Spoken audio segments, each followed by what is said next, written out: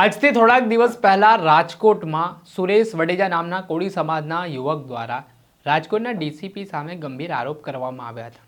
જોકે હવે આ ઘટના બાદ પેટ્રોલ કાંડ મામલામાં આ યુવક દ્વારા પોતાનું નિવેદન ફેરવી તોડવામાં આવ્યું છે અને કહ્યું છે કે મારી ડીસીપી સાથે કોઈ વ્યક્તિગત દુશ્મનાવટ નથી, પરંતુ કેટલાક લોકોએ મને ઉશ્કેર્યા, તેના કારણે મેં આવા નિવેદનો કર્યા.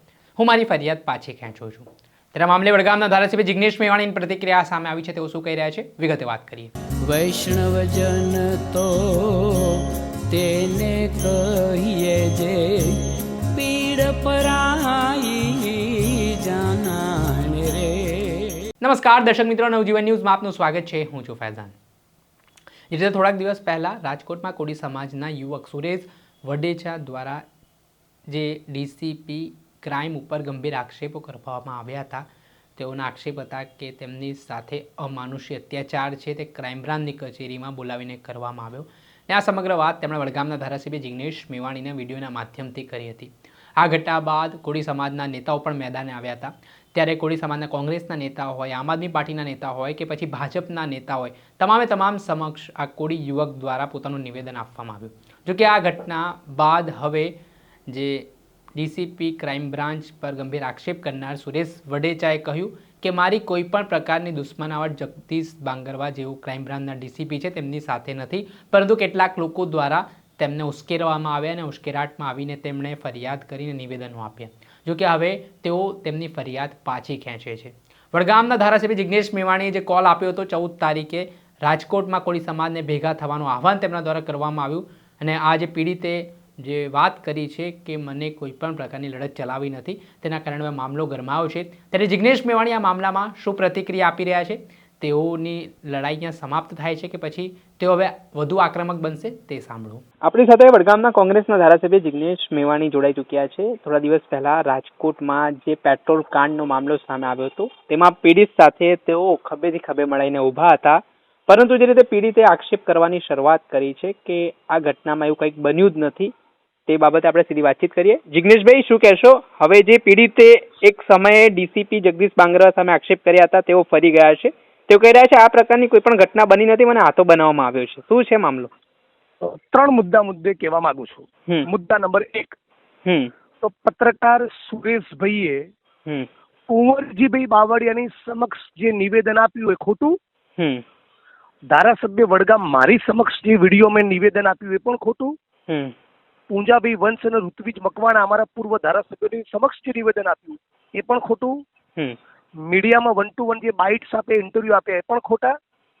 વિમલભાઈ ચુડાસમાને મુલાકાત લીધી અને મારી સમક્ષ જે રજૂઆત કરી, કુંવરજી બાવળિયા સમક્ષ રજૂઆત કરી, એ જ રજૂઆત પત્રકાર સુરેશભાઈએ વિમલ ચુડાસમા સમક્ષ પણ કરી, એ પણ ખોટી. મુદ્દા નંબર 2, આ સુરેશભાઈ ઉપર નક્કી રાજકોટ ક્રાઇમ બ્રાન્ચનું દબાણ છે. ગુસ્સી ટોક અને અન્ય કેસમાં ફસાવી દઈશ એવી ધાક ધમકીના પગલે જ એમણે પોતાનું નિવેદન બદલ્યું છે. પણ નિવેદન બદલવું એમની સ્વતંત્રતા છે, મને એનાથી કોઈ મનદુખ નથી થતું. એટલું ચોક્કસ તમારા દર્શકો માટે કહીશ અને સમગ્ર રાજકોટવાસીઓ માટે, ગુજરાતની જનતા સમક્ષ કહીશ, આ પત્રકાર સુરેશભાઈ એમણે મને પોતાના મેડિકલ રિપોર્ટ્સ મોકલી આપ્યા છે. હું તમામ મીડિયા કર્મીઓ સમક્ષ એને સાજા કરવા તૈયાર છું. અને એ મેડિકલ રિપોર્ટ્સમાં 2 વસ્તુ એસ્ટાબ્લિશ થાય છે કે એમના ડાબા પગના લિગામેન્ટમાં ઇન્જરી જોવા મળી છે અને એમના ડાબા કાનમાં માઇલ્ડ ટુ મોડરેટ એટલે હળવાથી લઈને મધ્યમ કક્ષાના કાનના પડદા ફાટવાની ગંભીર ઈજા જોવા મળેલી છે. ફરી રિપીટ કરું છું, એમને માર્યા, એમને ખૂબ માર્યા, કાનનો પડદો તોડી નાખ્યો અને પગ તોડી નાખ્યો. આ વાતમાં મેડિકલી નિદાન થઈ ચૂક્યું છે. મુદ્દા નંબર 3, હવે ધારો કે સુરેશભાઈને ના લડવું હોય તો પણ સ્ટોરી એટલા માટે પતતી નથી કે આવા મલ્ટિપલ લોકો સાથે વિકૃત હરકતો રાજકોટ ક્રાઇમ બ્રાન્ચ દ્વારા કરવામાં આવી છે અને તમામ ઘટનાઓનો સરવાળો ગુજરાત પ્રદેશ કોંગ્રેસ સમિતિના મારા સાથી અમિતભાઈ ચાવડાના નેતૃત્વમાં માનનીય મુખ્યમંત્રી સમક્ષ કરવાના છીએ. અને છેલ્લી બાબત, એક કિસ્સો તો એવો છે જેનું દૂર દૂર સુધી કોઈ ક્રિમિનલ બેકગ્રાઉન્ડ નથી, બલકે જે રાજકોટના અત્યંત પ્રતિષ્ઠિત સજ્જન વ્યક્તિ છે એને રાજકોટ ક્રાઇમ બ્રાન્ચમાં બોલાવી મા બેનની અશ્લીલ ગાળો બોલી છે અને 1 વર્ષ સુધી તું જેલમાંથી બહાર નહીં આવે એવા કેસમાં ફિટ કરી દઈશ એવી ધમકી પણ આપેલી છે. એ પીડિત પરિવારને આ તાલુકા જિલ્લા પંચાયતોની ચૂંટણી પતે ઓનરેબલ સીએમ જોડે હું લઈ જવાનો છું.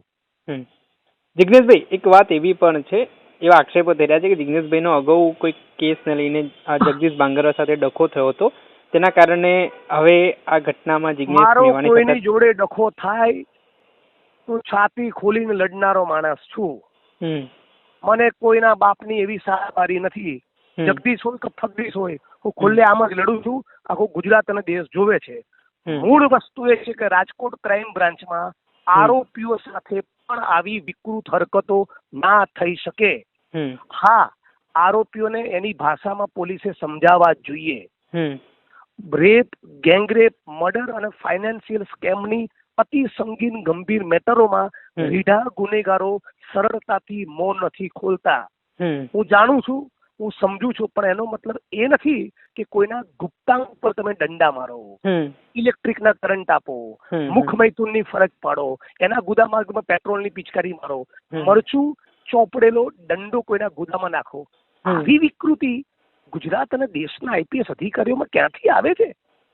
આ એમના પરિવારના, એમના મા બાપના સંસ્કાર છે કે મસૂરી અને હૈદરાબાદની તાલીમમાં આવું શીખવાડવામાં આવે છે કે પછી વર્દીઓ પહેર્યા પછી આવા ફાટ્યા છે? જે પણ હોય, આવી વિકૃતિ આપણે નાગરિક તરીકે, ગુજરાતી તરીકે આરોપી સાથે થાય તો પણ સાચી લેવી જોઈએ નહીં.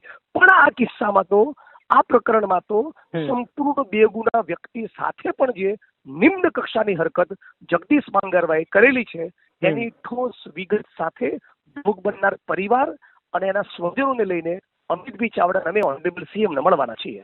આપણે સાંભળ્યા વડગામના કોંગ્રેસના ધારાસભ્ય જિગ્નેશ મેવાણીને. તેઓ કહી રહ્યા છે કે આ પ્રકારના ઘણા બનાવો છે તે રાજકોટ ક્રાઇમ બ્રાન્ચમાંથી સામે આવ્યા છે, જેના પગલે આ પીડિત પરિવારથી જિગ્નેશ મેવાણી મળવાના છે અને આ મામલો છે તે મુખ્યમંત્રી સુધી પણ પહોંચવાનો છે. જેમાં જિગ્નેશ મેવાણીએ કહ્યું કે જે પીડિત છે તેમને કોઈ પણ પ્રકારનું દબાણ છે તે હોઈ શકે છે તેવું અનુમાન તેઓ લગાવી રહ્યા છે, જેના જ કારણે રાજકારણ ગરમાયું છે. દર્શક મિત્રો, આવા જ નવા વિડીયો સાથે આપણે માહિતગાર કરતા રહીશું, એટલે નવજીવન ન્યૂઝ જોતા રહો.